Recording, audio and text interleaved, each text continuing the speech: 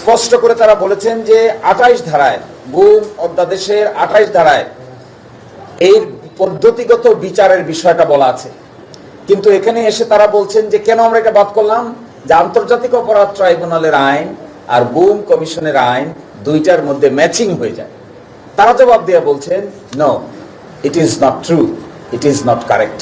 সুতরাং মাননীয় আইনমন্ত্রী এবং হোম মিনিস্টার যে ব্যাখ্যা দিয়েছেন এটি কোনোভাবেই গ্রহণযোগ্য নয়।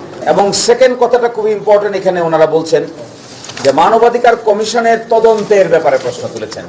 মাননীয় আইনমন্ত্রী প্রশ্ন তুলেছেন যে 30 দিনের ভিতরে প্রতিবেদন দিতে হবে, কিন্তু কি জরিমানা হবে, কি কম্পেনসেশন হবে, এই ব্যাপারে আইনে কিছু বলা নেই। অথচ মানবাধিকার কমিশনের আইনের 28 ধারায় 16 ধারায় 16 1 ইয় এবং চতে স্পষ্ট করে টাইম লিমিট বলে দেওয়া হয়েছে। 30 দিনের ভিতরে যদি তদন্ত শেষ করতে না পারেন তাহলে কি হবে, তদন্ত শেষ করলে কি হবে, এবং আদালতগুলো যে জরিমানা দিবেন সেই জরিমানাটা আদায় করার পদ্ধতি কি হবে। তারা বলছেন এই আইন তারা বাতিল করছেন কারণ এই মর্মে কিছুই বলা নাই। আমার মনে হয় বাতিল করতে হবে, তো এই জন্য নানান কারণ দাঁড় করাচ্ছেন। আসলে এই ধরনের কোনো কথা এই আইনগুলোর মধ্যে নাই। This is wrong statement. আরেকটা ইম্পর্টেন্ট কথা, গণভোট অধ্যাদেশ এই প্রথম আমরা দেখলাম মাননীয় স্বরাষ্ট্রমন্ত্রী স্বীকার করেছেন